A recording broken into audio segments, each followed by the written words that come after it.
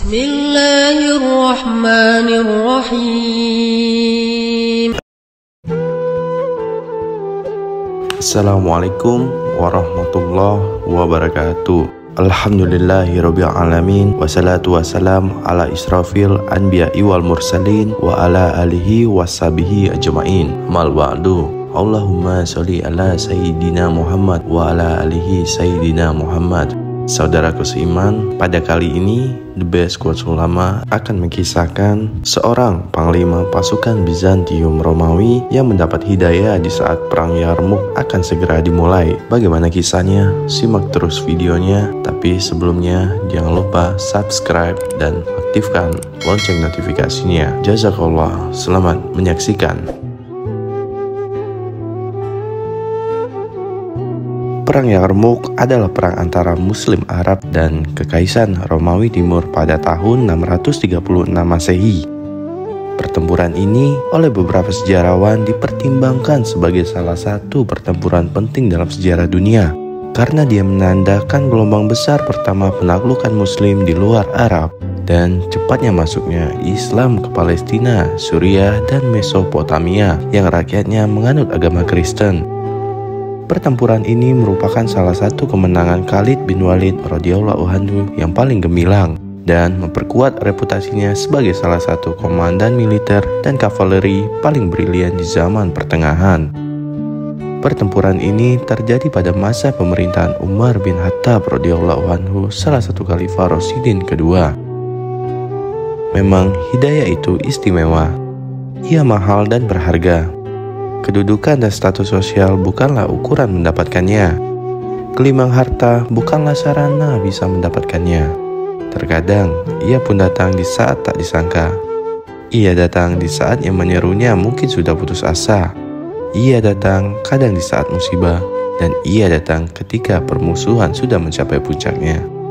Seperti kisah George Todzira, hidayah datang padanya justru saat ia tengah siap berperang. George bin Todzira adalah panglima pasukan Bizantium. Di perang Yarmuk, ia memimpin pasukan Roma berperang menghadapi umat Islam yang dipimpin oleh Khalid bin Walid radhiyallahu anhu. Sebelum pecah pertempuran, terjadi kejadian yang menarik. George berdialog dengan Khalid hingga ia memeluk Islam dan berpindah posisi menjadi pasukan kaum muslimin. Dalam kondisi demikian, bayangkan apa yang dirasakan pasukan Romawi Bizantium saat itu. Tentu, moral pertempuran mereka kaget dan mengendur. Dan pastinya George adalah orang pertama yang hendak mereka bunuh.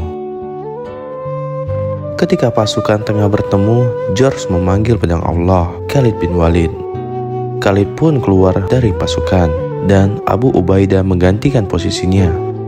Di tengah ribuan pasukan, kedua panglima perang itu berdiri berhadap-hadapan hingga leher tunggangan mereka bertautan.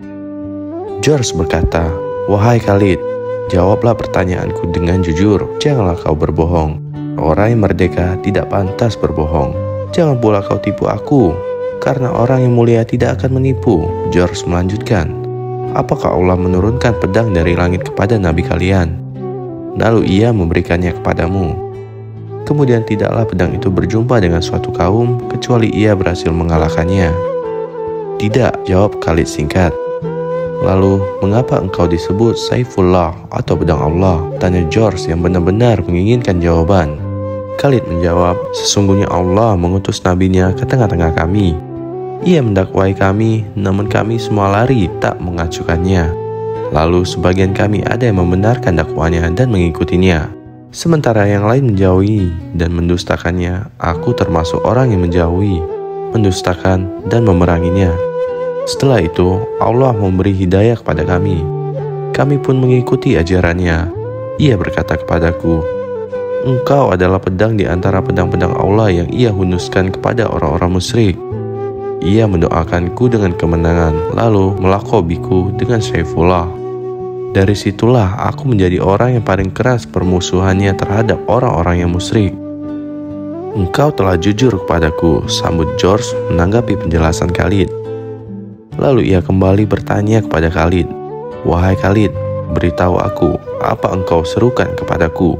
Kepada persaksiannya bahwasannya tidak ada Tuhan yang berhak disembah kecuali Allah Subhanahu wa Ta'ala, dan Muhammad adalah hamba dan Rasul-Nya, dan meyakini bahwa apa yang ada padanya adalah dari sisi Allah. Khalid menerangkan risalah Islam kepada George. Kalau orang tidak menerima seruan kalian itu, tanya George. Jizyah menjamin mereka, jawab Khalid. Bagaimana kalau mereka tidak mau menyerahkannya, tanya George. Kami perangi mereka, jawab Khalid. Bagaimana kedudukan orang-orang yang menerima seruan kalian, tanya George. Kedudukan kami sama dalam kewajiban-kewajiban yang Allah perintahkan kepada kami, baik orang yang mulia atau orang yang biasa, baik yang awal memeluk Islam dan yang terakhir memeluk Islam, jawab Khalid bin Walid radhiyallahu anhu. George kembali mengajukan pertanyaan, apakah orang yang hari ini memeluk Islam sama pahalanya dan ganjarannya? Iya, bahkan bisa menjadi lebih utama, jawab Khalid. Dengan nada heran, George kembali bertanya, bagaimana bisa ia sama dengan kalian, padahal kalian lebih dulu memeluk Islam? Kami memeluk Islam dan berbaiat kepada Nabi kami di saat kami menjumpainya. Datang padanya kabar-kabar tentang kitab-kitab. Lalu ia memperlihatkan tanda-tanda kebesaran Allah kepada kami. Orang yang melihat apa yang kami lihat dan mendengar apa yang kami dengar membenarkannya, berislam dan membaiatnya. Adapun kalian belum pernah menjumpai apa yang kami jumpai, belum pernah mendengar apa yang telah kami dengar berupa mukjizat dan hujah. Kalau kalian memeluk Islam dengan tulus dan sebenar-benarnya, tentu lebih baik dari kami, jawab Khalid berusaha mengurai kebingungan George. Demi Allah, engkau berkata jujur, tidak menipuku, dan tidak berpura-pura padaku, tanya George berusaha mendapatkan jawaban yang pasti. Khalid menjawab, demi Allah, aku telah berucap jujur padamu. Aku tidak berkepentingan apapun padamu atau salah seorang dari kalian. Sesungguhnya Allah menjadi saksi atas apa yang engkau tanyakan kepadaku. George berkata, engkau telah jujur padaku. Saat itu, George yang masih dalam persiapan berperang mulai luluh hatinya tatkala mendengar penjelasan dan seruan Khalid bin Walid radhiyallahu anhu. Hatinya bergetar dan cenderung pada Walid.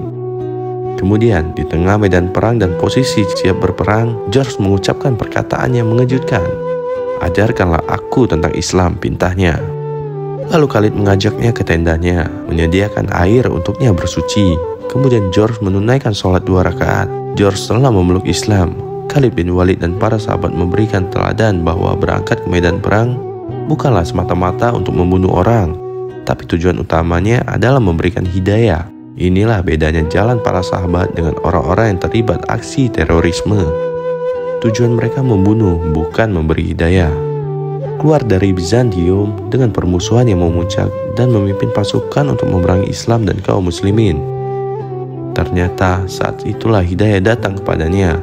Oleh karena itu, janganlah kita berputus asa. Sebagaimana Khalid masih mengharapkan hidayah pada pasukan yang hendak membunuh dan memeranginya. George berbalik posisi. Ia berdiri di sebelah Khalid untuk memerangi pasukan Bizantium. Dalam perang itu ia menderita luka parah dan menemui syahidnya di medan Yarmuk. Setelah berislam, ia hanya 1 kali melakukan sholat dan sujud dalam 2 rakaat. Kemudian ia syahid di medan jihad. Benarlah apa yang Khalid ucapkan. Bisa jadi orang yang baru memeluk Islam dan sedikit amalnya lebih unggul dibanding orang-orang yang terlahir sebagai seorang muslim. George hanya menunaikan 1 kali sholat dalam hidupnya. Namun ia mendapatkan kemuliaan jihad di jalan Allah, menjemput kematian sebagai seorang syuhada, insya Allah.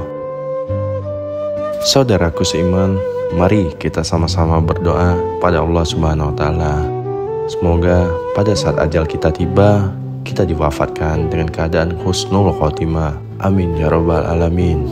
Demikian kisah George bin Todzira, seorang panglima pasukan Bizantium Romawi yang mendapatkan hidayah pada saat perang Yarmuk akan segera dimulai. Semoga bermanfaat dan bisa menjadi inspirasi bagi kita semua. Mohon maaf apabila ada salah-salah kata. Kepada Allah Subhanahu wa Ta'ala hamba mohon ampun. Assalamualaikum warahmatullahi wabarakatuh.